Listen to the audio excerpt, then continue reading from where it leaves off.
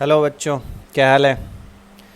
देखो, कल हमने हिस्ट्री किया था, फर्स्ट पार्ट अपलोड कर दिया उसका, आपने देखा होगा। तो उसमें हमने कुछ डेट्स पढ़े थे। उन डेट्स में क्या क्या इवेंट हुआ था वो हमने पढ़ा था, आपने रिवाइज़ किया होगा। बहुत अच्छा। देखिए, उसमें हमने एक ईयर लिया था 1614, याद है आपको। अंतिम सभा हुई थी स्टेट जनरल की, है ना, जिसमें तीनों प्रतिनिधि, मतलब तीनों स्टेट के प्रतिनिधि आते थे। उसके बाद कौन सा किया था, 100 साल बाद आए थे ना, 1715, है ना। उसमें क्या था, 2.3 करोड़ की जनसंख्या थी, एक बेस लिया था हमने। उसके बाद कहाँ आए थे, 1774 में, है ना। जो लुई 16 था, बुर्बो राजवंश का, वो राजा बना था, है ना। ऑस्ट्रिया की राजकुमारी मैरी एंटोइनेट से उसकी शादी हुई थी। राजकोष खाली था राज्यारोहण के समय, बहुत युद्ध किया था, ऋण चढ़ गया था, ये सब किया ना आप, रिवाइज़ किया होगा आपने। उसके बाद आए थे 1789, हमने उसमें ये भी पढ़ा था कि तीसरे स्टेट के लोग ही टैक्स देते थे, 3 टैक्स देते थे, राजा को, चर्च को और सामंती कर कुलीन वर्ग को। उसके बाद देखा था कि जो कर्जा चढ़ गया था राजा के ऊपर, थोड़ा सा टैक्स बढ़ाया था लेकिन वो नाकाफ़ी था, है ना। इसके लिए उसने फिर मई 1789 में क्या किया, अच्छा उससे पहले हमने ये भी तो पढ़ा था कि जनसंख्या 2.8 करोड़ हो गई थी, उत्पादन घट गया था, याद है। महंगाई बढ़ती जा रही थी, मजदूरी बढ़ा नहीं रहे थे, है ना। ये सब हमने किया था, आपने किया होगा, मुझे उम्मीद है। उसके बाद हमने किया था कि फ्रांसीसी सम्राट जो लुई 16 है, वो 1614 के बाद 1789 में अब नए टैक्स लगाना चाहता है, टैक्स बढ़ाना चाहता है। तो इसके लिए वो स्टेट जनरल की बैठक बुलाता है, 300 प्रतिनिधि आते हैं। उसको काउंटर करने के लिए तीसरे स्टेट के लोग 600 प्रतिनिधि भेजते हैं, है ना। बाद में ये भी बताया था कि 40,000 पत्र लेके आए थे वो, कि थोड़ा राजा को, है ना, समय लगेगा, थोड़ा उसका समय ख़राब होगा, तब तक टैक्स नहीं बढ़ पाएगा। ये सब आपने किया होगा। देखिए, ये तो फर्स्ट था जिसमें प्रतिनिधि अपने साथ लेकर आए थे, वो जो पत्र थे, है ना। उसके बाद क्या हुआ, उसके बाद ये हुआ,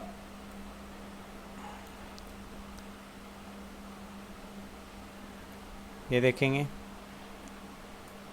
देखिए, आज की क्लास मेन यहाँ से स्टार्ट हो रही है।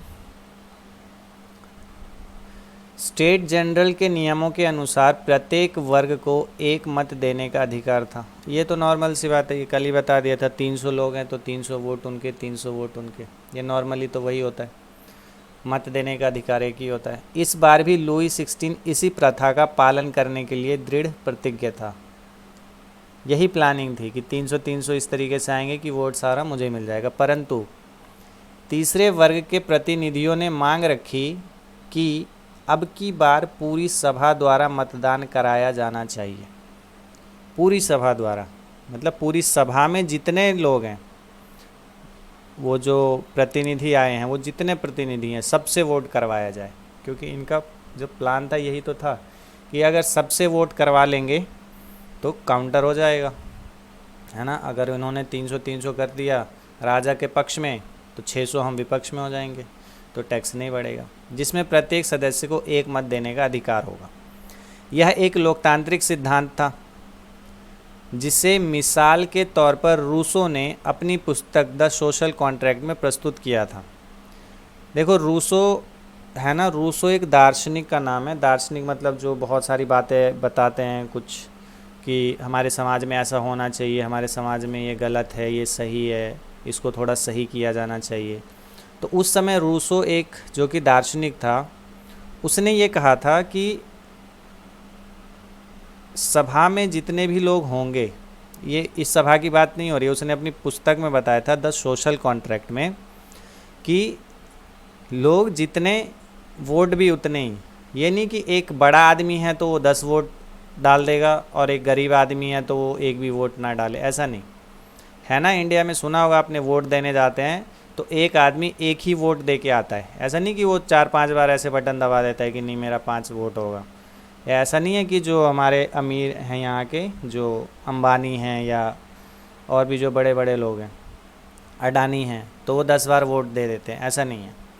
तो ये सबसे पहले किसने बताया था? रूसो ने। तो ये आपको नाम याद रखना है कि रूसो एक दार्शनिक जिसने अपनी पुस्तक लिखी थी द सोशल कॉन्ट्रैक्ट। ये 1 नंबर का क्वेश्चन कई बार मैच द फॉलोइंग में पूछता है वो, ठीक है, तो ये आप याद रखेंगे। जब सम्राट ने इस प्रस्ताव को अस्वीकार कर दिया तो तीसरे स्टेट के प्रतिनिधि विरोध जताते हुए सभा से बाहर चले गए। ये तो होना ही था। जैसे ही तीसरे स्टेट के लोगों ने ये मांग रखी कि सभा में जितने लोग हैं, मतलब हम जो 600 लोग आए हैं, ये क्या होंगे, इनसे भी वोट करवाया जाए, है ना। लेकिन राजा ने क्या किया? मना कर दिया। बोले कि नहीं, तुम लोग गलत हो। देखो, पादरी वर्ग से 300 हैं, कुलीन वर्ग से भी 300 हैं, तुम्हारी तरफ से 600 क्यों हैं? तुम्हारी तरफ से भी 300 ही होने चाहिए, क्योंकि ये तो उसकी प्लानिंग का हिस्सा था। लेकिन इनकी प्लानिंग क्या थी कि अगर राजा मान गया तो बस हो गया, और राजा नहीं माना तो जो तीसरे स्टेट के लोग थे वो विरोध जताते हुए सभा से बाहर चले गए। बोले नहीं, हमें यहाँ इस स्टेट जनरल की सभा में हिस्सा ही नहीं लेना। वो गुस्सा जताते हुए बाहर चले गए। क्लियर है ये कहानी? ये महल के अंदर की कहानी है, ठीक है। आइए, इसके बाद क्या हुआ जब सब बाहर चले गए? तो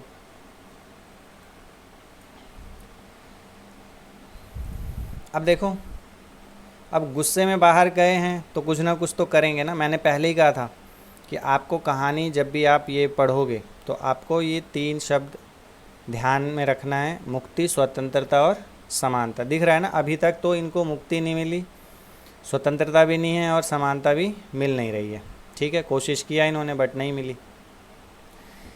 तीसरे स्टेट के प्रतिनिधि खुद को संपूर्ण फ्रांसीसी राष्ट्र का प्रवक्ता मानते थे। इसका क्या मतलब है? देखो, जो तीसरे स्टेट में जो कुछ पढ़े लिखे लोग थे, क्योंकि वो पढ़ लिख गए थे तो वो चीज़ों को समझते थे कि कौन सा कानून क्या कहता है, किस कानून का राजा किस तरीके से प्रयोग कर सकता है। तो इसलिए वो जनता में जो कानून हैं, जो नियम हैं, जो बातें हैं, उनको लेके या फिर जो कमियां हैं, जो अच्छाइयाँ हैं, वो सब लेके वो जनता को जागरूक करते थे। जब वो जागरूक करते थे तो जनता उनको स्वीकारने लगी कि हाँ भाई ये तो सही है, ये तो सही है। तो इस तरीके से वो खुद को क्या मानने लगे? जो तीसरे स्टेट के जो पढ़े लिखे लोग थे वो खुद को क्या मानने लगे? फ्रांसीसी राष्ट्र का प्रवक्ता। प्रवक्ता होता है जो किसी की तरफ से बोलता है, समझ रहे हो? जैसे आप न्यूज़ डिबेट देखते हो, 4-5 नेता को बिठा लेते हैं और वो एक दूसरे के ऊपर आरोप लगाते रहते हैं। तो आपने कभी उनके नाम के नीचे देखा है? कोई भी जो किसी भी पार्टी का लीडर आता है तो उसके नाम के नीचे आप देखना, कभी भी शाम में जब डिबेट होती है 5-6 बजे में, तो उसमें नाम लिखा रहेगा लीडर का और उसके नीचे लिखा रहता है प्रवक्ता। प्रवक्ता का मतलब क्या होता है? ये जो आदमी बोल रहा है ये पार्टी की तरफ से बोल रहा है, और ये जो कुछ भी बोलेगा पार्टी उसमें क्या करेगी? मतलब सहमत रहेगी। समझ में आया? इसका मतलब ये था कि जो फ्रांस के जो ये तीसरे स्टेट के जो लोग थे ये खुद को क्या मानने लगे? पढ़े लिखे लोग, याद रखना, ठीक है। प्रवक्ता मानने लगे कि हम जो कह रहे हैं, इसका मतलब कौन कह रहा है? फ्रांस कह रहा है। समझ में आ रहा है? ये क्या कहते थे? हम जो भी कह रहे हैं इसका मतलब क्या है कि वो कौन कह रहा है? फ्रांस कह रहा है, ठीक है। 20 जून को ये प्रतिनिधि वर्साई के इंडोर टेनिस कोर्ट में जमा हुए। टेनिस कोर्ट वहाँ बहुत पहले से, वहाँ पे टेनिस खेला जाता है। हमारे यहाँ पे उस समय पता नहीं क्या खेलते थे, गिल्ली डंडा, है ना, कबड्डी, खो खो, यही सब। वहाँ टेनिस, ऐसा नहीं कि मैं कोई कंपैरिजन कर रहा हूँ, वो वहाँ का खेल था, ठीक है। 1 मिनट रुके। वहाँ पे वो लोग टेनिस खेलते थे तो टेनिस कोर्ट होगा। तो वहाँ पे ये जो प्रतिनिधि थे वो आ गए, जमा हो गए। मतलब वो ऐसे नहीं कर, नारेबाजी नहीं करते, वो नारेबाजी करते हुए आ गए। उन्होंने अपने आप को नेशनल असेंबली घोषित कर दिया। एक इन्होंने सभा बना दी, जैसे स्टेट जनरल एक सभा बनाई थी, ऐसे एक इन्होंने नई सभा बना दी, नेशनल असेंबली। याद रहेगा आपको, नेशनल असेंबली घोषित कर दिया और शपथ ली कि जब तक सम्राट की शक्तियों को कम करने वाला संविधान, बहुत ध्यान से सुनना आप, इसमें ये बोला गया कि सम्राट की शक्तियों को कम करना है, ना कि सम्राट को हटाना है। ये बात याद रखना आप। संविधान तैयार नहीं किया जाएगा तब तक नेशनल असेंबली भंग नहीं होगी। मतलब इन्होंने अपने ऊपर एक जिम्मेदारी ले ली कि जो राजा है उसकी शक्तियों को कम करना पड़ेगा, है ना। ये बहुत उल्टे सीधे काम करता है, तो इसकी शक्तियों को छीन लेना है, हटाना नहीं है राजा को, शक्तियों को छीन लेना है, कम कर देना है। कहता है उनका नेतृत्व मिराबियो और आबे सीए ने किया। नाम थोड़ा अजीब है, आपको याद रखने की कोशिश करनी पड़ेगी, ठीक है। दो लीडर हुए, एक आपको दार्शनिक का नाम याद रहेगा, रूसो, है ना, जिसने द सोशल कॉन्ट्रैक्ट बुक लिखी थी। और इसके बाद ये जो नेशनल असेंबली बनी है, इसको मतलब इसका नेतृत्व कौन कर रहा था, मतलब इसके लीडर कौन थे, मिराबियो और आबे सीए, ठीक है। मिराबियो का जन्म कुलीन परिवार में हुआ था। ये कमाल की बात थी कि मिराबियो का जन्म कुलीन परिवार में हुआ था, यानी द्वितीय स्टेट में, जो राजा के समर्थक थे। लेकिन ये किसका समर्थक बन गया, तीसरे स्टेट के लोगों का, पढ़ा लिखा था। लेकिन वह सामंती विशेष अधिकारों वाले समाज को ख़त्म करने की ज़रूरत से सहमत था। ये मानता था कि ये जो हमारे द्वितीय वर्ग के जो बड़े लोग हैं, ये इनके साथ बहुत ज़्यादती करते हैं, इनको दुख पहुंचाते हैं। तो इनको जो ये विशेष अधिकार मिला हुआ है ना, टैक्स ना देने का, ये तो ख़त्म करना पड़ेगा, इनको भी टैक्स देना पड़ेगा। उसने एक पत्रिका निकाली और वर्साई में जुटी भीड़ के समक्ष जोरदार भाषण भी दिए। क्योंकि पैसे थे इसके पास, तो इसने एक पत्रिका मतलब पेपर टाइप का निकाला, उसमें नई नई बातें, नई नई सोच की, हम ये करेंगे, हम ये करेंगे, जैसे लीडर करते हैं उस तरीके से। आबे सीए मूलतः पादरी था। अच्छा, अब देखो ये भी कमाल की बात है कि एक तो कुलीन वर्ग से था मिराबियो, और जो आबे सीए था वो मूलतः पादरी था, यानी कि पादरी वर्ग से था, और ये भी तृतीय स्टेट के लोगों के समर्थन में आ गया।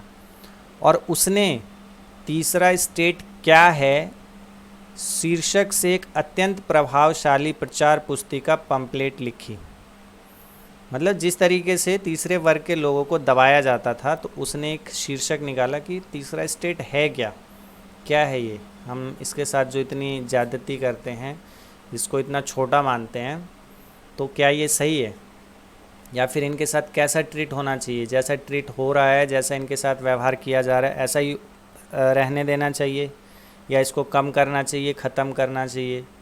समझ में आ रहा है। अत्यंत प्रभावशाली प्रचार पुस्तिका लिखी जो उसके समर्थन में था, मतलब तीसरे स्टेट के समर्थन में था, ठीक है, याद रहेगा आपको। देखो ये सब कब हो रहा है, जब वो नेशनल असेंबली से बाहर चले गए। अब जो राजा का दरबार था वहाँ से जब वो बाहर आ गए, उसके बाद की ये सब कहानी है, ठीक है। अब देखो कहानी किस तरीके से मोड़ ले रही थी। कहता है जिस वक्त नेशनल असेंबली संविधान का प्रारूप तैयार करने में व्यस्त थी, मतलब नेशनल असेंबली में अब लीडर जमा हो गए, वो सब प्रारूप बनाने लगे कि संविधान कैसा होगा, राजा की कौन कौन सी शक्तियों को कम करना है, कौन कौन से अधिकार देने हैं लोगों को, सब संविधान बनाना उन्होंने शुरू किया। रूल बुक, पूरा फ्रांस आंदोलित हो रहा था, क्योंकि 90% जनसंख्या किसकी थी, तीसरे वर्ग के लोगों की। और जब उन्होंने ये सुना कि राजा ने हमारी बातें नहीं मांगी, मतलब मानी है, तो गुस्सा में, मतलब सब गुस्से में आ गए कि ऐसे कैसे, क्योंकि उन्हें एक भरोसा हो रहा था किसके ऊपर, नेशनल असेंबली के ऊपर भरोसा होने लगा कि ये कुछ करेगा, ये कुछ करेगा, हमारे लिए कुछ करेगा ये, ठीक है। तो आंदोलन बढ़ने लगा, नौजवान बाहर आने लगे। कड़ाके की ठंड के कारण फसल मारी गई थी। देखो, पूरा फ्रांस आंदोलन में था, हर गली मोहल्ले में आंदोलन चल रहा था। दूसरा, कड़ाके की ठंड आ गई। आपको पता है ना, जो यूरोपियन कंट्रीज़ हैं वहाँ ठंड ज़्यादा होती है ना। और पाव रोटी की कीमतें आसमान छू रही थी, ये तो हमने देख ही लिया था, क्योंकि आबादी बढ़ गई तो जो मांग थी वो बढ़ने लगी, तो कीमतें तो बढ़ेंगी। बेकरी मालिक स्थिति का फ़ायदा उठाते हुए जमाखोरी में जुटे थे। अब उन जो बेकरी के मालिक थे, जो ये पाव रोटी बेचते थे, इन्हें मौका मिल गया कि भाई कड़ाके की ठंड भी है, फसल तो चौपट हो ही गई, तो जो कीमतें हैं वो तो और बढ़ेंगी और बढ़ेंगी और बढ़ेंगी। तो एक काम करो, जो पाव रोटी अपने पास है उनको स्टोर करके रखो। आज हम 10 रुपये में बेच रहे हैं, कल 15 रुपये में बिकेगा, थोड़ा और स्टोर कर लेना, परसों 20 रुपये में बिकेगा। इस तरीके से वो जमाखोरी करने लगे। लेकिन लोग जो थे वो गुस्से में थे, पाव रोटी की कीमतें बढ़ ही जा रही थी। गुस्सा उनको और बढ़ता, क्योंकि जब भूख लगती है आदमी को तो गुस्सा ज़्यादा चढ़ता है दिमाग पे, है ना। ये बात तो आप जानते ही हो। बेकरी की दुकानों पर घंटों के इंतज़ार के बाद गुस्साई औरतों की भीड़ ने दुकान पर धावा बोल दिया। बस यही वो पॉइंट है जहाँ से इस पूरे चैप्टर का नाम समेट के क्या रखा गया है, फ्रांसीसी क्रांति। ठीक है, ये पॉइंट आपको याद रखना है। दूसरी तरफ सम्राट ने सेना को पेरिस में प्रवेश करने का आदेश दे दिया था। ये 2 पॉइंट बहुत इम्पॉर्टेंट है, अभी आपको समझ में आएगा कि कैसे कहानी बदली है। ये याद रहेगा कि बेकरी की दुकानों पर घंटों इंतज़ार के बाद गुस्साई औरतों की भीड़ ने दुकान पर धावा बोल दिया। मतलब जैसे ही कोई झगड़ा बढ़ता है और उसके पीछे बहुत पहले का दबा हुआ गुस्सा होता है, तो वो और ज़्यादा तेज़ी से फैलता है। कौन सा गुस्सा?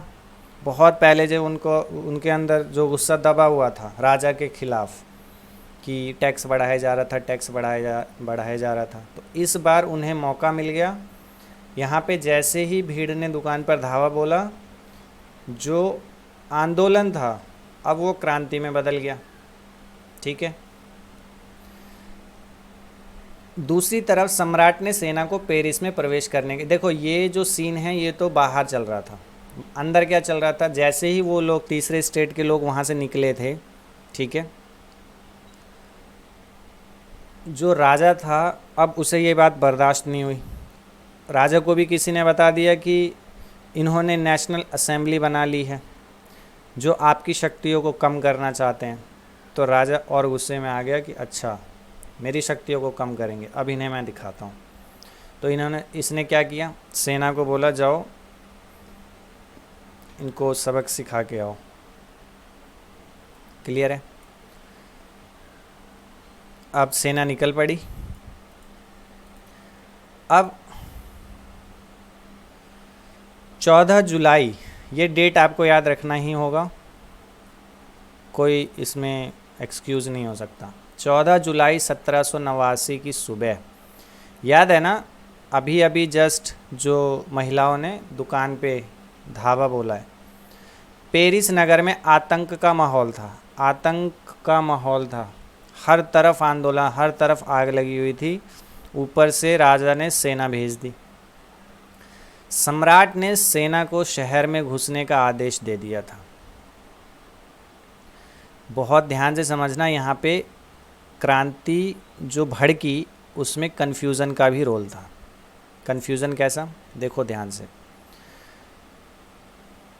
जो राजा का महल था, ठीक है, और जो ये इंडोर स्टेडियम था, ये कुछ दूरी पे था, समझ रहे हो आप?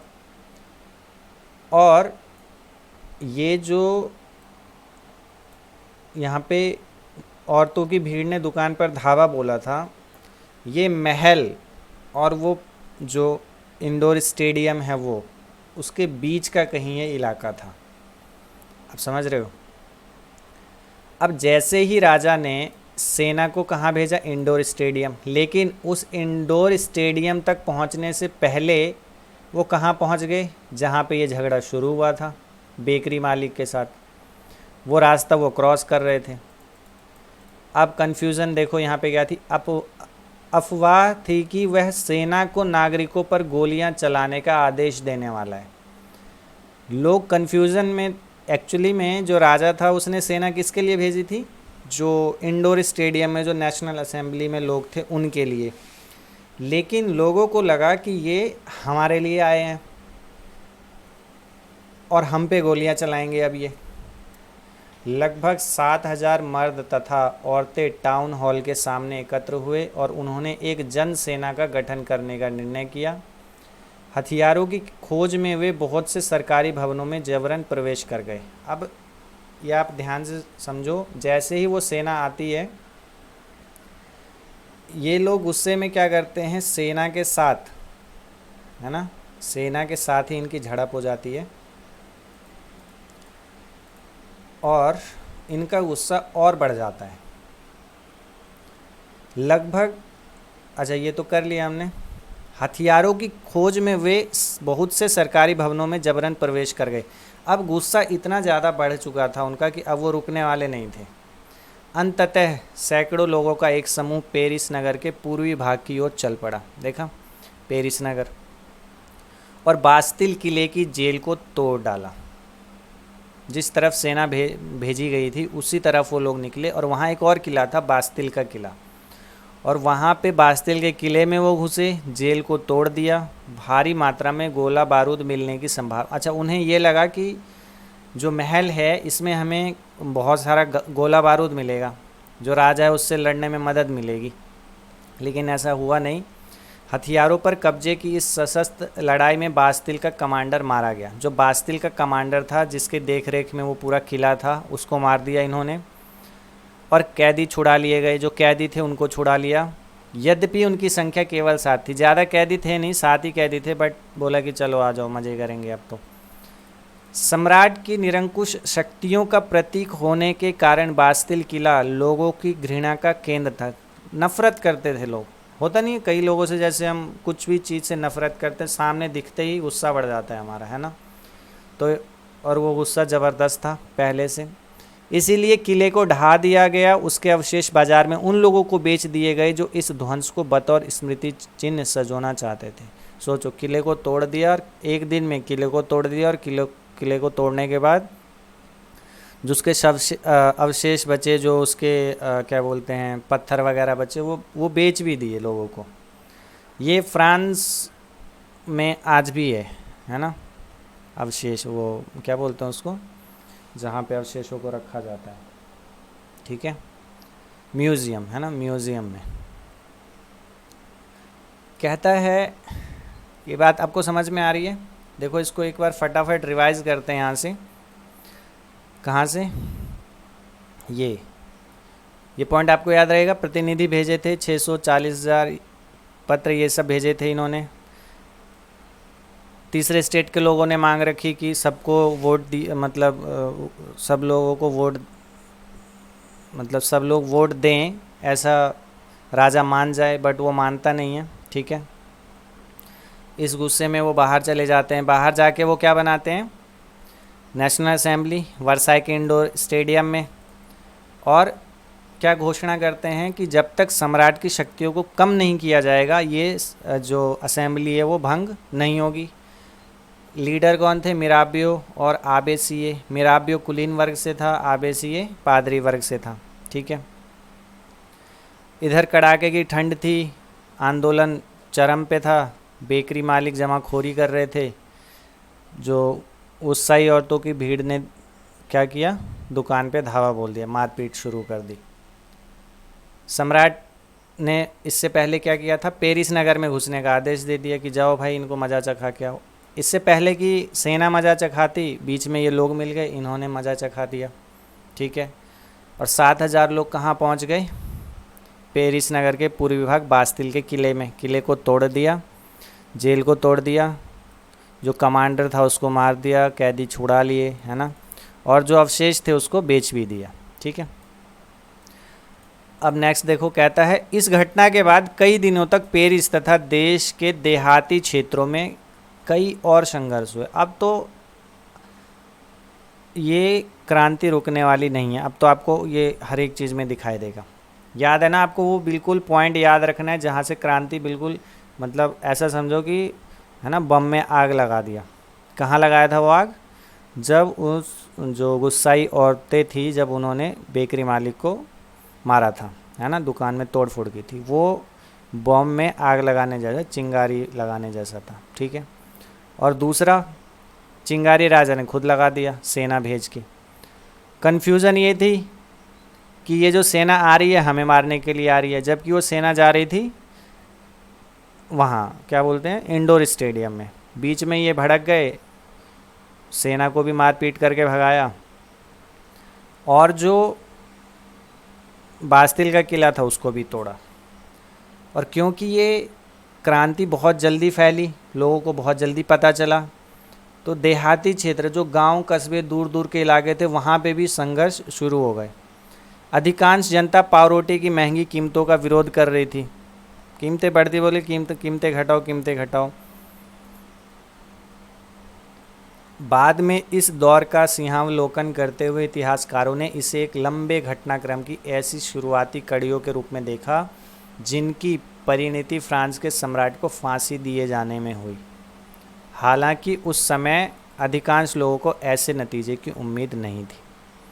मैंने बताया ना, इतिहासकारों ने इसको ऐसे ही लिखा है कि यही वो एक यही वो एक पॉइंट था जहाँ पे, मतलब जहाँ से फ्रांस की क्रांति शुरू होती है। और फ्रांस की क्रांति शुरू होती है और ख़त्म कहाँ होती है? जब राजा को फांसी दे दी जाती है। राजा को फांसी दे देंगे ऐसी उम्मीद किसी को नहीं थी, बट ऐसा होता है, राजा को फांसी दे देते हैं। बट अभी नहीं, अभी तो क्रांति शुरू हुई है। अभी तो देखो और क्या क्या होगा, याद रहेगा आपको। फटाफट एक बार डेट हम रिवाइज करते हैं। 1614 याद है आपको? फटाफट रिवाइज करेंगे। 1614, उसके बाद 100 साल बाद आते हैं 1715, गुड। उसके बाद 1774 राजा बनता है वो, याद है। उसके बाद 1789, गुड। उसके बाद मई 1789, है ना, मई 17, जब वो टैक्स को बढ़ाने के लिए क्या करता है, प्रपोजल दे देता है, स्टेट जनरल की सभा बुलाता है। फिर मई के बाद आता है जून, जून याद है ना, जब वो नेशनल असेंबली बनाते हैं राजा की शक्तियों को कम करने के लिए। उसके बाद आता है जुलाई, जुलाई वही डेट है। अच्छा, आपको जुलाई सुन के ऐसा तो नहीं लग रहा ना कि गर्मी का दिन होगा? वहाँ गर्मी नहीं थी, वहाँ तो क्या थी, कड़ाके की ठंड। तो जुलाई में क्या होता है, 14 जुलाई 1789 बास्तिल का किला तोड़ दिया जाता है, क्रांति की शुरुआत हो जाती है ना। नेक्स्ट कहता है देहाती इलाकों में गांव-गांव यह अफवाह फैल गई कि जागीरों के मालिकों ने भाड़े पर लठैतों लुटेरों के गिरोह बुला लिए हैं। ये ठीक वैसा ही था जैसे सेना आने पे लोगों को लगा कि सेना हमारे लिए आ रही है, ऐसी अफवाह गांव में फैल गई। क्योंकि गांव में तो राजा नहीं है ना, गांव में तो कौन है, वो बड़े बड़े जमींदार।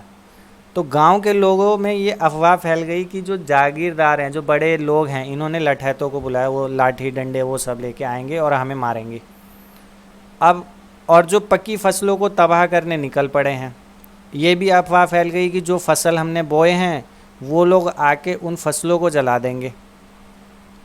बस हो गया। अब लोगों में गुस्सा था ही, अब बोले कि आने दो अब इनको।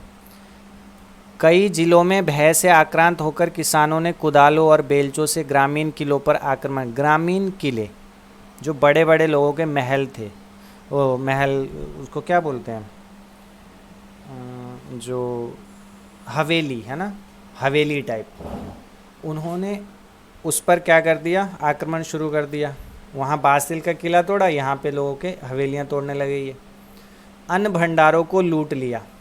जितने भी बड़े बड़े लोगों ने अपने अन्न भंडार रखे हुए थे उनको लूट लिया।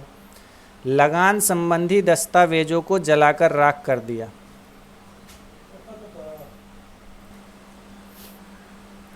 कुलीन बड़ी संख्या में अपनी जागीरें छोड़कर भाग गए। बहुतों ने तो पड़ोसी देशों में जाकर शरण ली। देखो अब क्योंकि गुस्सा इतना ज़्यादा था, सारे अन्न भंडार लूट लिए, जितने भी लगान संबंधी मतलब जो उन्होंने ज़बरदस्ती धोखे से जैसे तैसे किसानों की जो ज़मीन ले ली थी, उन सारे दस्तावेज़ों को जला दिया।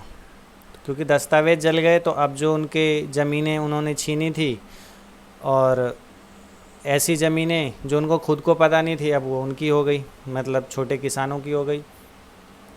बड़ी संख्या में जागीरें छोड़कर अब जान प्यारी है तो वो तो भागेंगे ही। पड़ोसी देशों में जाकर, फ्रांस के पड़ोसी देश जैसे जर्मनी है ना, और बेल्जियम, ये सब वहाँ पे उन्होंने जाके क्या कर ली, शरण ले ली, भाग गए यहाँ से। कहता है अपनी विद्रोही प्रजा की शक्ति का अनुमान करके अब राजा डर गया। अब इतना भयंकर जो आंदोलन था, वो आंदोलन क्या, अब तो वो क्रांति बन चुकी थी, है ना। अब राजा डर गया इससे। अब राजा ने बोला कि भाई हाँ, जान तो मुझे भी प्यारी है। तो लुई 16 ने अंततः नेशनल असेंबली को मान्यता दी। हाँ ठीक है ठीक है ठीक है, मान लिया आपकी बात, मान लिया, आप जो कह रहे हो मानते हैं मानते हैं, बस मान्यता दे दी कि ठीक है नेशनल असेंबली ही होगी जो होगी, राजा कुछ नहीं है। और यह भी मान लिया कि उसकी सत्ता पर अब से संविधान का अंकुश होगा। मान लिया ये कि ठीक है, आप जो भी कानून मेरे ऊपर लागू करना चाहते हो कर सकते हो। क्लियर है, ये समझ में आ गया क्रांति कैसे शुरू हुई और कहाँ तक गई। इसी तरीके से जो फ्रांस की क्रांति थी, यानी कि 1789 की जो क्रांति थी, 14 जुलाई 1789 की जो क्रांति थी, उस क्रांति में उसका रिज़ल्ट क्या निकला कि राजा को अपनी शक्तियों को कम करने के लिए मानना पड़ा कि ठीक है मैं अपनी शक्तियों को कम करूँगा।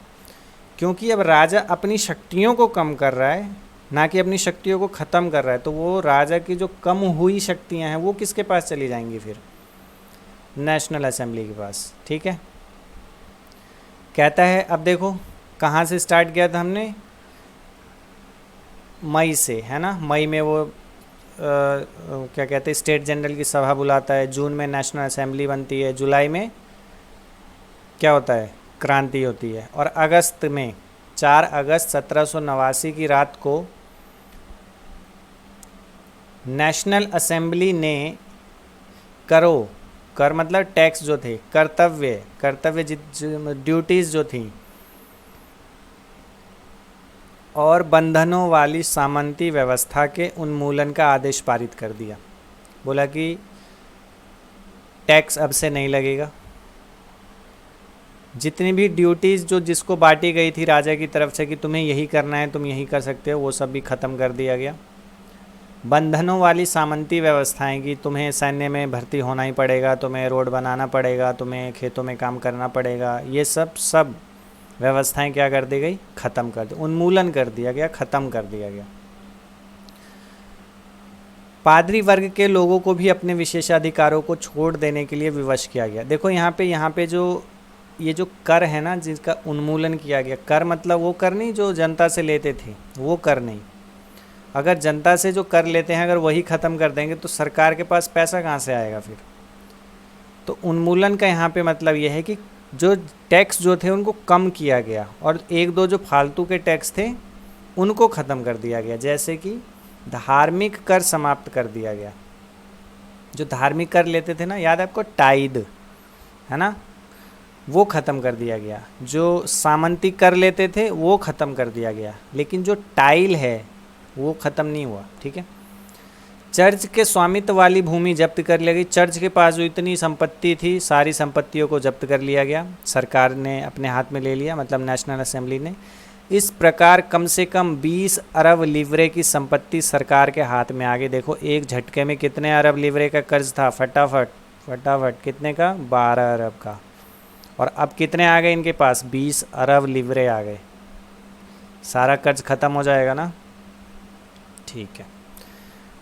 अब कहता है, ये इतनी कहानी आपको समझ में आ गई, पक्का ना। देखो एक बार फटाफट क्विक रिवीजन करते हैं। देखो ये जो वीडियोस आपको प्रोवाइड करवाई जा रही हैं, इसका आपको यही फ़ायदा होगा कि सिर्फ आपको पढ़ के नहीं, कि ये नहीं कि आपके सामने ऐसे पढ़ दिया गया, आपके समझ में आया कि नहीं आया, यहाँ पे डिटेल में आपको बताया जा रहा है। ठीक है, वीडियो में ही कई बार आपको रिवीजन करवा दिया जाएगा। ठीक है, तो ये बेनिफिट है आपके लिए। आपको अपनी तरफ से भी मेहनत करना पड़ेगा, सिर्फ वीडियो देख लेने से काम नहीं चलेगा। इनमें जो बातें बताई जा रही हैं, जो आपको इम्पोर्टेंट बताया जा रहा है, वो उन चीज़ों को आपको लिखना पड़ेगा। कल के वीडियो में ही आपको बताया गया था कि लेफ़्ट साइड और राइट साइड का आपको ऐसे कॉपी का पेज बनाना है, वो आप लेके बैठे होंगे, उसमें आपको ये सब बातें लिखनी है। अगर ये फास्ट जा रहा है तो आपको वीडियो पॉज कर लेना है, वो ऑप्शन है आपके पास। ठीक है, आप इन चीज़ों को नोट करें, उसके बाद खुद एक बार रिवीज़न कर लेंगे। एक बार वीडियो चलते चलते ही आपका रिवीज़न हो रहा है, जब आप नेक्स्ट क्लास इसका देखेंगे, क्लास देखने से पहले आप एक बार उसको रिवाइज़ कर लो, तो क्या होगा, और वीडियो में ही 2-3 बार रिवीज़न हो जाता है, तो कम से इस बार इस तरीके से क्या होगा, आपका रिवीज़न सही से हो जाएगा। ठीक है, आपको कहानी याद हो जाएगी। उसके बाद कोई सा भी क्वेश्चन आपके सामने आएगा, आप मतलब डरेंगे नहीं कि इसमें क्या लिखना है, इजीली आप डेट वाइज सब कुछ लिख पाएंगे। ठीक है, जो भी आपके मन में जो भी आ रहा होगा सब लिख पाएंगे। ठीक है, तो देखो ये था 1789 तक का फ्रांसीसी क्रांति, चैप्टर यहीं तक था। फ्रांसीसी क्रांति जो हेडिंग है वो यहीं तक था। अब जब क्रांति हो गई, नई व्यवस्था आ गई, तो अब जो हम इसके आगे पढ़ेंगे वो नई व्यवस्थाओं का काम है। ठीक है, नई व्यवस्था कौन सी आई, नेशनल असेंबली। तो इससे पहले कि हम नई व्यवस्था को पढ़ें, एक बार 5 मिनट में क्विक रिवीजन करते हैं। ठीक है, नहीं तो अब सब क्या हो जाएगा, मिक्स हो जाएगा, नहीं तो फटाफट आप स्टार्ट करें। ठीक है, देखो सबसे पहले हमने 1614 किया, जहाँ पे हमने अंतिम बार वो बैठक हुई थी स्टेट जनरल की, तीनों स्टेट के अपने अपने प्रतिनिधि आते थे। ठीक है, उसके बाद हमने किया था 1715, जिसमें हमने पढ़ा था कि फ्रांस की जनसंख्या कितनी थी, 2.3 करोड़। उसके बाद हमने किया था 1774, जिसमें हमने पढ़ा था कि बूर्बो राजवंश का लुई 16 20 साल की एज थी, राजा बना। ऑस्ट्रिया की राजकुमारी मैरी एंटोनेट से शादी हुई थी, है ना। उसके बाद हमने ये पढ़ा था कि उसने बहुत सारे युद्ध किए थे, जिसकी वजह से जो उसकी संपत्तियां थी, है ना, वो सब ख़त्म हो गई थी। उसके बाद हमने ये भी देखा था कि शान व शौकत बनाए रखना है, उन सब का खर्चा भी है। क्या कहते हैं, सेना है, कार्यालय हैं, विश्वविद्यालय हैं, इन सब का भी खर्चा है। ऊपर से लुई 16 ने अमेरिका की मदद की थी ब्रिटेन से आज़ाद करवाने के लिए, तो उसमें 10 अरब लीवरे का कर्ज और जुड़ गया था, 2 अरब लीवरे पहले से था। उसके बाद जो कर्जदाता थे वो 10% ब्याज की मांग कर रहे थे, है ना। उसके बाद हमने देखा था कि थोड़ा सा टैक्स बढ़ाया था, लेकिन वो टैक्स नाकाफ़ी था। किसको कम करने के लिए, जो कर्ज थे उसको कम करने के लिए। क्यों नाकाफ़ी था, क्योंकि टैक्स सिर्फ कौन देता था, तीसरे स्टेट के लोग। ठीक है, जनसंख्या कितनी थी उनकी, 90%, जितनी पढ़ा था हमने 90%। और उनके पास असेट कितना था, संपदा कितनी थी, कुछ भी नहीं, क्योंकि 60% पे तो किसका कब्जा था, कुलीन वर्ग का और पादरी वर्ग का और तीसरे स्टेट के जो अमीर लोग थे, है ना। ऊपर से जो कुलीन वर्ग और जो पादरी वर्ग थे उनको विशेषाधिकार था कि वो कर नहीं देंगे, है ना। उसके बाद हमने देखा था कि जो तीसरे स्टेट के लोग हैं उनको घरों में, खेतों में, और आपका क्या बोलते हैं, सैन्य सेवाओं में, सड़क निर्माण में, इन सब में भी सहयोग करना पड़ता था। 3 टैक्स वो पे करते थे, सरकार को टाइल के रूप में, चर्च को टाइद के रूप में, और सामंती कर भी देते थे वो। ठीक है, जो ज़रूरी की वस्तुएं थी, रोज़ाना उपभोग वाली वस्तुएं थी, नमक, तंबाकू, इन सब पे उनको टैक्स देना होता था। उसके बाद हमने कौन सा ईयर पढ़ा था, 1789। ठीक है, 1789 में क्या पढ़ा था, फ्रांस की जनसंख्या बढ़कर कितनी हो गई थी, 2.8 करोड़। क्योंकि जनसंख्या बढ़ी है तो वो भूख तो उनको लगेगी। जो उत्पादन था खाद्यान्न का वो घट रहा था, मांग बढ़ती जा रही थी, कीमतें बढ़ रही थी। जो मालिक थे वो मजदूरी नहीं बढ़ा रहे थे, महंगाई बढ़ती जा रही थी। इसी तरीके से लोगों में गुस्सा भी क्या होते जा रहा था, बढ़ता ही जा रहा था, बढ़ता ही जा रहा था कि सरकार कुछ नहीं कर रही है, टैक्स बढ़ाई जा रही है, टैक्स बढ़ाई जा रही है। और इस गुस्से में आग फिर किसने डाल दी? राजा ने खुद डाल दी। कब? मई में। मई 1789 में उसने क्या कर दिया, स्टेट जनरल की सभा बुला ली।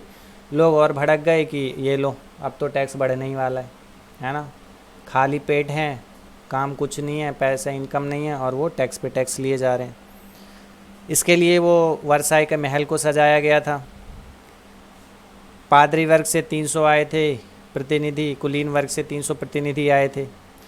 इसको काउंटर करने के लिए तीसरे स्टेट के जो पढ़े लिखे लोग थे उन्होंने क्या दिमाग लगाया, 600 प्रतिनिधि भेजे अपने, उनके पीछे खड़ा कर दिया। ठीक है, 40,000 पत्र भी लेके आए थे। जो किसान, औरतें और जो कारीगर थे उनको सभा में जाने की अनुमति नहीं थी। ये इधर चल रहा था, बाहर क्या चल रहा था? अच्छा, इसमें एक पॉइंट वो कहाँ पे, हाँ, उसके बाद जो तीसरे स्टेट के लोग हैं वो राजा से क्या मांग करते हैं कि सभा में जितने भी लोग प्रतिनिधि आए हैं उन सब से वोट करवाया जाए, लेकिन राजा मना कर देता है ना। और क्योंकि वो मना कर देता है तो वो सारे प्रतिनिधि गुस्से में बाहर चले जाते हैं महल से। और कहाँ जमा होते हैं? वर्साई के इंडोर स्टेडियम, टेनिस कोर्ट में, है ना, जून में, है ना, 20 जून को। उसके बाद वो क्या वहाँ पे आदेश पारित करते हैं कि जब तक सम्राट की शक्तियों को कम नहीं किया जाएगा नेशनल असेंबली भंग नहीं होगी। ठीक है, उसमें फिर हमने नाम पढ़ा था मिराबियो और आबे सीए, ये आपको फटाफट रिवाइज करना है इसी तरीके से। ठीक है, उसके बाद उससे पहले हमने कौन सा पढ़ा था? Rousseau the social contract. ठीक है, ये नाम आपको याद रखना है। इधर कड़ाके की ठंड थी, फसल बर्बाद हो गई थी। जो पावरोटी यानी कि जो बेकरी के मालिक थे वो जमाखोरी कर रहे थे। लोगों का गुस्सा ज़्यादा बढ़ गया तो गुस्साई औरतों की भीड़ ने दुकान पे कब्जा कर लिया, धावा बोल दिया। इधर राजा ने क्या किया, सेना को पेरिस में घुसने का आदेश दे दिया। लोगों को क्या लगा कि सेना किसके लिए आ रही है? उनके लिए आ रही है। उनका गुस्सा और ज़्यादा भड़क गया। उन्होंने सेना को तो मार पीट के भगाया ही, उधर पेरिस में पहुंच गए वो पूर्वी भाग में और बास्तिल के किले को तोड़ दिया। और यही क्या है, फ्रांसीसी क्रांति की शुरुआत है। और जो वहाँ का कमांडर था उसको भी मारा। ठीक है, और उसके बाद जो गोला बारूद और जो वहाँ के जो कौन थे कैदी, 7 कैदी थे, उनको छुड़ा लिया। किले को ध्वंस करके जो उसका टुकड़ा वगैरह ये सब बचा हुआ था वो सब बेच दिया गया। ठीक है, इसी तरीके से जो देहाती इलाके थे वहाँ पे भी यही अफवाह फैल रही थी कि जो जागीरदार हैं, जो बड़े लोग हैं, वो हमारे फसलों को नष्ट करने के लिए, हमें मारने पीटने के लिए लठैतों को बुला कर लाए हैं। उनका गुस्सा और बढ़ गया। उन्होंने वहाँ का जो गांव का जो किला होता है, हवेली टाइप, उनको नष्ट कर दिया, खाद्यान्न लूट लिए, है ना, और जो लगान संबंधी जो भी दस्तावेज थे सबको जलाकर राख कर दिया। भीड़ इतनी उग्र थी कि जो बड़े बड़े लोग थे उनको अपने जान बचाकर ऐसे भागना पड़ा, पड़ोसी देशों में चले गए वो। ठीक है, इतना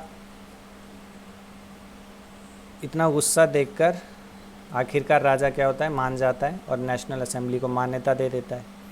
ठीक है, और वो मान लेता है कि अब से वो कुछ नहीं है, जो होगा वो संविधान ही होगा। और जब वो मान जाता है तो अगस्त में नेशनल असेंबली क्या करती है, कर्तव्य, सामंती व्यवस्था, इन सब का उन्मूलन कर देती है। वो कौन सा था, चर्च को जो टैक्स देते थे वो ख़त्म कर देती है, सामंती कर जो देते थे उसको ख़त्म कर देती है। और जो भूमि होती है चर्च के कब्जे में उसको छुड़ा लेती है, मतलब उसको छुड़ा लेती है, जब्त कर लिया जाता है सरकार की तरफ से। 20 अरब लिवरे आते हैं सरकार के पास। ये पूरी कहानी थी यहाँ तक की। ठीक है, अब जो भी पढ़ेंगे हम, वो नई व्यवस्था आती है फ्रांस में, वो नई व्यवस्था किस प्रकार कार्य करती है वो हमें पढ़ना है। ठीक है, तो इतना आपने कर लिया होगा। चलिए आगे करते हैं आप। ठीक है, तो इतना करने के बाद आपको ये नेक्स्ट हेडिंग क्या डालनी है, सन 1789, 1789 के बाद के वर्षों में फ्रांस। ठीक है, लिख लिया आपने? ठीक है,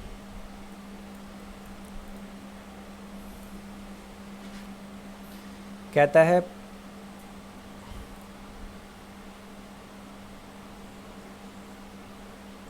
फ्रांस के, इसको कंटिन्यू ऐसे लिखते जाना है आपको। सन 1789 के बाद के वर्षों में फ्रांस के पुरुषों, महिलाओं एवं बच्चों के जीवन में अनेक ऐसे परिवर्तन आए, मतलब बहुत सारे परिवर्तन आए। क्रांतिकारी सरकारों ने कानून बनाकर, कौन सी सरकार? नेशनल असेंबली की सरकार, स्वतंत्रता एवं समानता के आदर्शों को रोजाना की ज़िंदगी में उतारने का प्रयास किया। मतलब जो भी उन्होंने नियम कानून, जो भी उन्होंने बोला था कि हम ऐसा ऐसा करेंगे, उन सबको क्या किया? लागू करना शुरू किया। ठीक है, तो लिख लेंगे आप। कहते हैं बास्तिल के विध्वंस के बाद सन 1789 की गर्मियों में जो सबसे महत्वपूर्ण कानून अस्तित्व में आया वह था सेंसरशिप की समाप्ति। ये सबसे इम्पोर्टेंट है, सेंसरशिप की समाप्ति। सेंसरशिप क्या होता है? जो पत्र या कोई पेपर या कोई अखबार या कोई लेख, किताब जो कि सरकार के खिलाफ लिखे गए हैं, उनको सरकार पब्लिश नहीं होने देती, उनको लोगों के सामने नहीं आने देती। ऐसे कानून बना देती है कि ये पब्लिश ना हो सके। इसी को कहते हैं सेंसरशिप। ये कानून इन्होंने बनाया कि हम सेंसरशिप ख़त्म करते हैं। अब जिसको जो मर्जी मन में आए वो सरकार के खिलाफ लिखे, बोले, लोगों को बताए। अच्छा कानून था ये।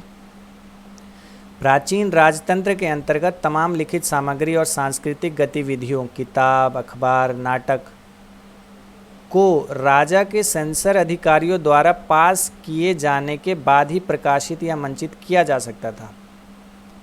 पहले यही होता था, अगर राजा के खिलाफ किसी ने कुछ लिखा तो अधिकारी आते थे, पूछते थे क्या लिखा भाई, दिखाओ, पहले हमें देखो।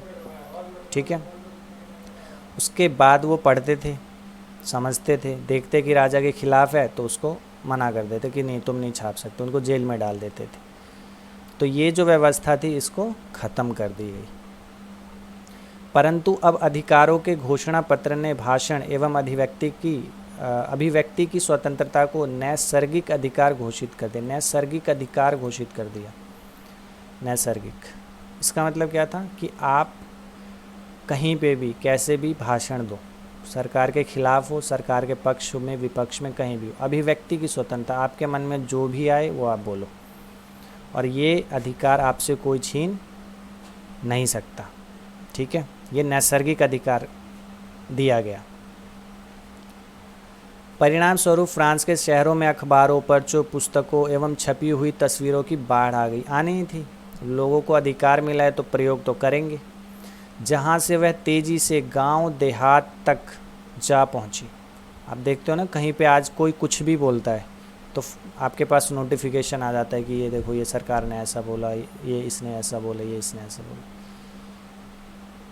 उस टाइम पे तो क्या था, वही किताब है ना, पर्चे, पुस्तक, लेकिन ये बहुत तेज़ी से फैले और गांव-गांव तक पहुंच गए। उनमें फ्रांस में घट रही घटनाओं एवं परिवर्तनों का ब्यौरा और उन पर टिप्पणी होती थी। फ्रांस में क्या घट रहा है, राजा क्या बोल रहा है, उसके खिलाफ कौन खड़ा है, उसके पक्ष में कौन है, हमारे सपोर्ट में कौन है, ऐसी बहुत सारी बातें, ब्यौरा लोगों तक पहुंचाया जाने लगा। प्रेस की स्वतंत्रता का मतलब यह था कि किसी भी घटना का परस्पर विरोधी विचार भी व्यक्त किए जा सकते थे। बताया तो आपको, प्रेस की स्वतंत्रता, अखबार जो चाहे लिख सकता है। इसका मतलब ये था कि अगर कोई अखबार सरकार के पक्ष में है तो वो पक्ष में लिखेगा, विपक्ष में है तो विपक्ष में लिखेगा। आप देखते ही होंगे न्यूज़पेपर वगैरह में। प्रिंट माध्यम का उपयोग करके एक पक्ष ने दूसरे पक्ष को अपने दृष्टिकोण से सहमत कराने की कोशिश की। अब जिनके बीच में कोई बात बन नहीं पाती थी तो वो प्रिंट माध्यम यानी पेपर के माध्यम से बताते हैं कि देखो हम ये कहना चाहते हैं, आपने गलत समझ लिया, नहीं हम ये कहना चाहते हैं, आपने गलत समझ लिया। इस तरीके से वो चलने लगा फ्रांस में, फ्रांस की क्रांति के बाद। ठीक है, और ये सब क्यों हो रहा था? क्योंकि सेंसरशिप को समाप्त कर दिया गया था। अब कोई अधिकारी नहीं आएगा उसके पास कि तुमने क्या छापा, तुमने क्या लिखा, दिखाओ हमें, है ना।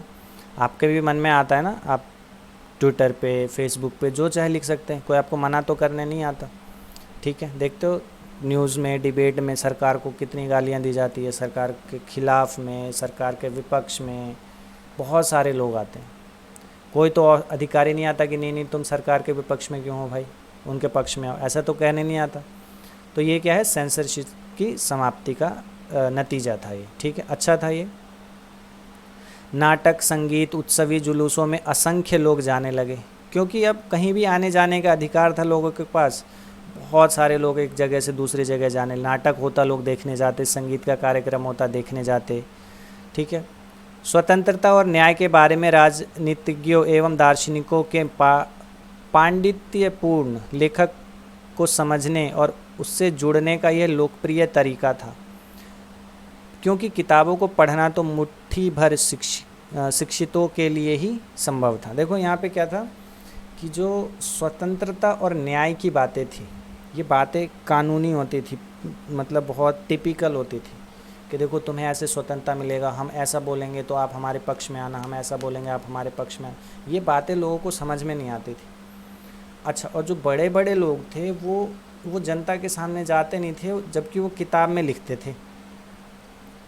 अब किताब में तो उन्होंने लिख दिया, लेकिन किताब पढ़ना किसी को आता ही नहीं है ना। तो किताब में क्या बातें लिखी हुई हैं, उन्हीं बातों को नाटक में, संगीत में, जो नुक्कड़ नाटक होते हैं उसमें, इन सब चीज़ों में समझाया जाता था। तो लोग पढ़ नहीं पाते थे, बट वहाँ पे नाटक में क्या चल रहा है वो तो वो समझते थे। तब उनको समझ में आता था, अच्छा अच्छा ये इसने हमारे पक्ष में बोला है, अच्छा। फिर उसके समझ में, अच्छा अच्छा ये हमारे विपक्ष में है। फिर उन्हें डिसीज़न लेने में आसानी होती थी। तो ये लोकप्रिय तरीका था, लोग इसको बहुत पसंद करते थे, है ना। कई बार होता है ना, कई ऐसी चीज़ें जो आपके नॉर्मली समझ में नहीं आती, लेकिन अगर आप उसको किसी मूवी में या किसी ऐसे नाटक में इस तरीके से आप देख लेते हो तो आपके दिमाग में ऐसे छप जाए, हाँ ये अब समझ में आया। तो यही बात थी, स्वतंत्रता और न्याय की बातें जो थी वो तो वो लिख देते थे, ठीक है, लेकिन उनको समझाने के लिए नाटक, संगीत और उत्सवी जुलूस निकाले जाते, तो बहुत सारे लोग उनको सुनने आते थे। ठीक है, आज इतना ही करते हैं, नेक्स्ट वीडियो जल्दी आएगा, आप इसका रिवाइज़ कर लोगे, ठीक है, और रिवीजन के बाद आप आएंगे, ठीक है। तो आप सब्सक्राइब कर लेना चैनल और शेयर भी कर सकते हैं, ठीक है। चलिए, बाय बाय।